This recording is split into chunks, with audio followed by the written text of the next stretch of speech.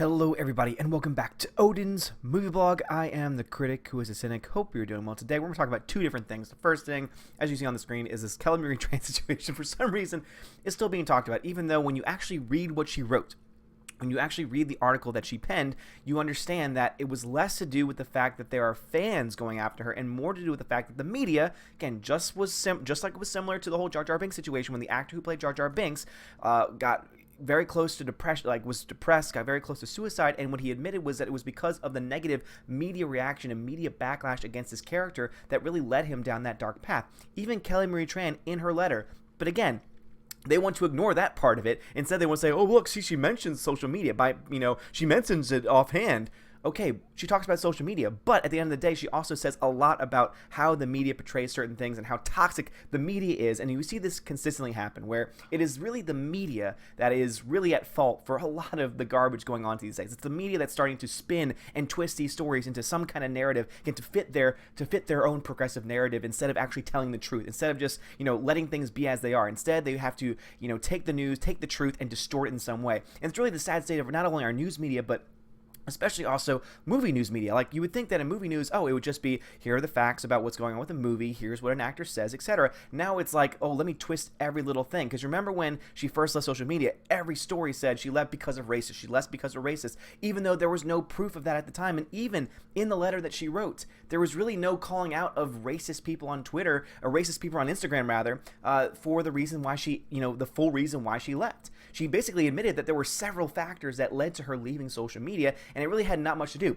Here's another article that's going to try and say, oh, you see, look, she's talking about what happened again. But then when you actually read her words, again, context is key. What she says matters. Her words matter. And yet they love to just pick out these phrases that have almost nothing to do with the point that they're overall trying to make. So again, as you see here, it says, as the headline, Star Wars Kelly Marie Tran explains her real feelings about social media and whether she'll go back. Kelly Marie Tran made a name for herself in Star Wars The Last Jedi, but the road to success was also paved with a lot of hate online. The actress notoriously left social media after receiving backlash from Star Wars fans who weren't pleased about her character in the last movie. Okay, having criticism because of your character is not enough to push somebody offline. And also, that was not the reason why. They were saying, oh no, it was a bunch of non-stop white racist men and who were That's the reason why. At least that's the reason they told us why she left. Not because of her receiving criticism for her character. Again, if I was in a movie and, there was like 50% of the audience that did not like my character because my character was terribly written, guess what? I would probably receive those same kind of tweets no matter, again, and I'm also, I'm obviously of a different race. It doesn't matter, because at the end of the day, if you have a bad character or if you're a part of a bad franchise, guess what? You are going to receive some of that. Now, again, can some people take it way too far? Absolutely. Again, the small minority. There are a few people out there. And again, they did a recent study where they say like, oh, this percentage of tweets were negative. And I did a video on that and just how just ridiculous their numbers ended up being, because it really just showed, yeah, exactly, it's a very, very small number to the point where it's really not even worth talking about at this point, because you cannot tell me that 12% of people, or 12% of tweets, are the reason why someone would leave social media. Again, that just doesn't match up to the reality of the situation. Again, I get hate stuff all the time, but guess what? Doesn't mean that I am going to just leave and say, oh, have pity on me. No, I'm not going to do that, and most people aren't. When you put yourself out there, whether you're an actor, whether you're a YouTube personality, no matter what you are, you put yourself out there for criticism. You put yourself out there, and I receive it in my live streams. I receive it, luckily not so much in my live streams because my community is awesome, but I receive it in some comments. Some of the comments that are left in my video are very attacking, not constructive at all. And guess what? People can do that. People can be not constructive. And guess what? At the end of the day, what I can do with those comments, though, if they're not being constructive, if they're just trying to be hateful, guess what? You can delete them. You can ignore them. That's what you do. You don't say, oh man, one person thinks this about me. Oh, my heart. Like, I'm sorry. That's just naive to think that the world is just all sunbeams and roses and that the world will one day be that. Again, I am a very hopeful person. I really do have hopes for humanity, and I do always try and see the good in every person that I possibly can. But that doesn't mean that I can ignore the reality of the fact that we live in a world where humanity is broken. Your human nature is broken. We are pulled in so many different directions. We are pulled to act in a certain way that is not, the way that we were made to act.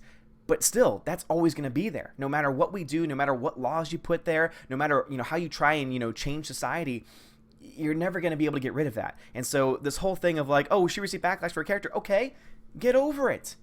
Get over it. If you put yourself out there, and again, there are bigger channels than mine that also put themselves out there on a daily basis, guess what? They get so much more hate than I do. But guess what? They keep going at it because there are so many more people who are supportive of them. Just like Kelly Marie Tran, there are so many more people who are in support of her as a human being. Again, you can be critical of the character all you want. Again, Rose Tico, terribly written character. Kelly Marie Tran, not a terrible person. But at the end of the day, this whole mixing and matching between the two, you gotta, both her and also the media have to understand the difference between the two and have to be able to live in the real world. Again, stop living in your damn little bubble and just open the door into the real world to understand what reality is. And guess what? We'll be right there waiting for you. At the time, the fan responses were rumored to be the cause of her quitting social media, but it was only recently that Tran revealed the rumors were fact. Yeah, you're kind of oversimplifying the words that she said because, again, you're ignoring the fact that she talked about you, the media, but let's just ignore that. And here's the quote that they try and use. I think that there are, just like anything else, really good and really bad things that come with anything. I felt like I wanted to write something that was honest, that truly came from me, and I don't know if I'll ever go back. Okay. So she's talking about social media, that there's both good and bad things, just like with anything. Thank you, Kelly Marie Tran, for staying in reality. And I felt like I wanted to write something that was honest, which she did. She was very honest in the article that she wrote. Again, if you want to check that out, again, just Google Kelly Marie Tran article, and you'll be able to read it for yourself. Read her words yourself. Read the entire thing.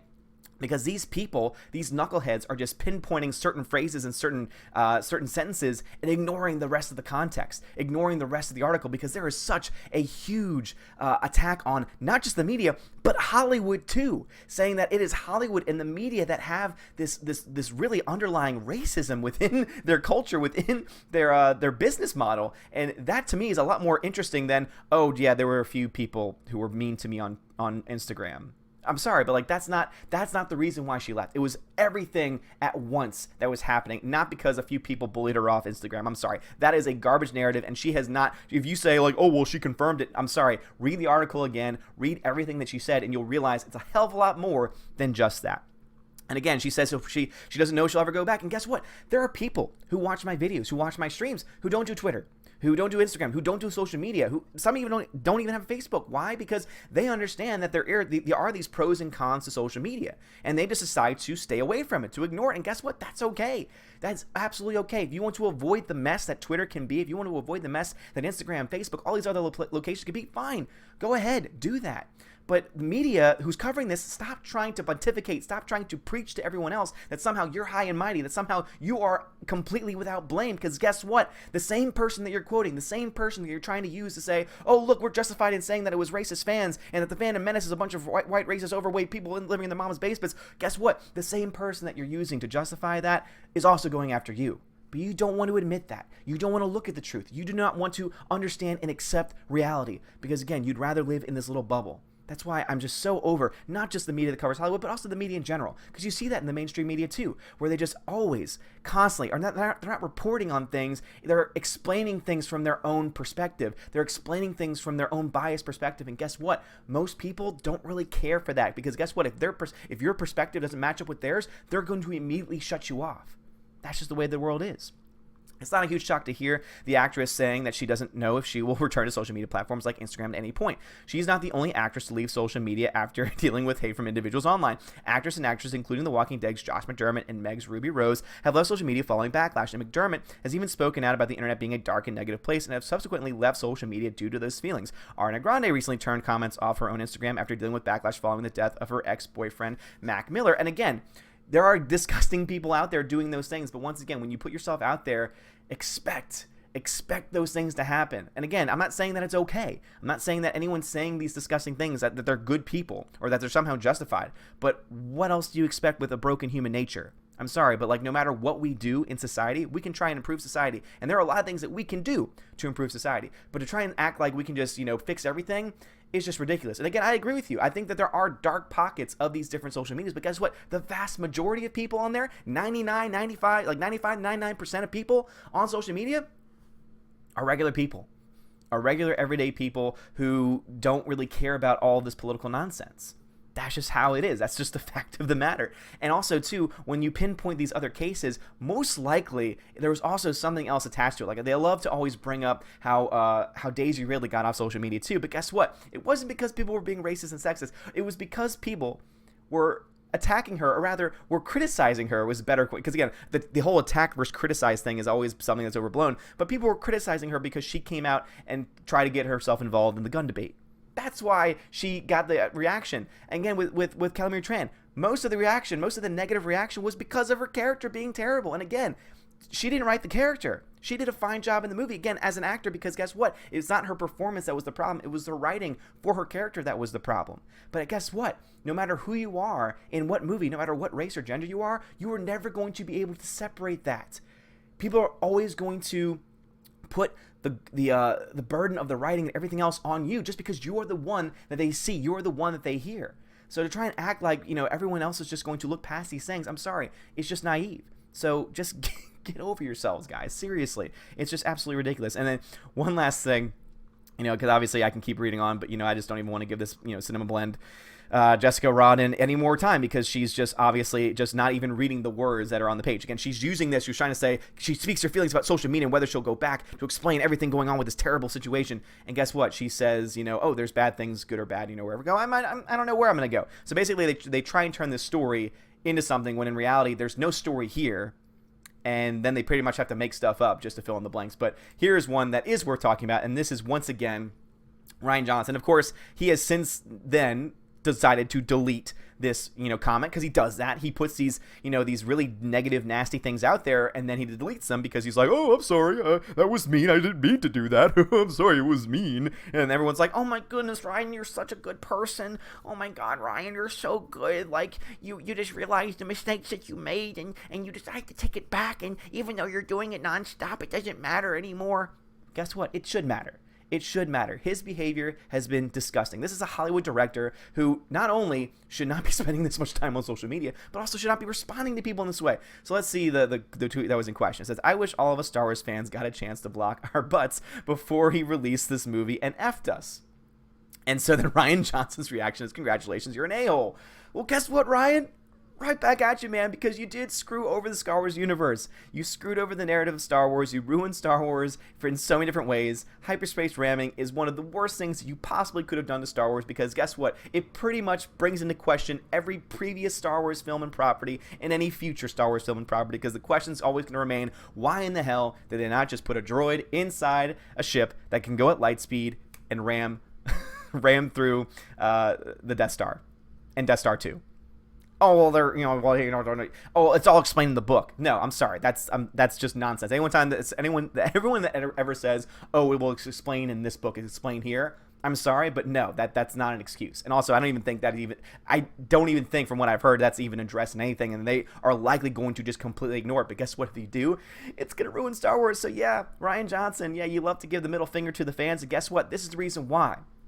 And again, I had a very good discussion with Matthew Kadish about this topic. He thinks that Rian Johnson will be fine in Star Wars as long as Kathleen Kennedy is still around, but also too because people apparently like working with him.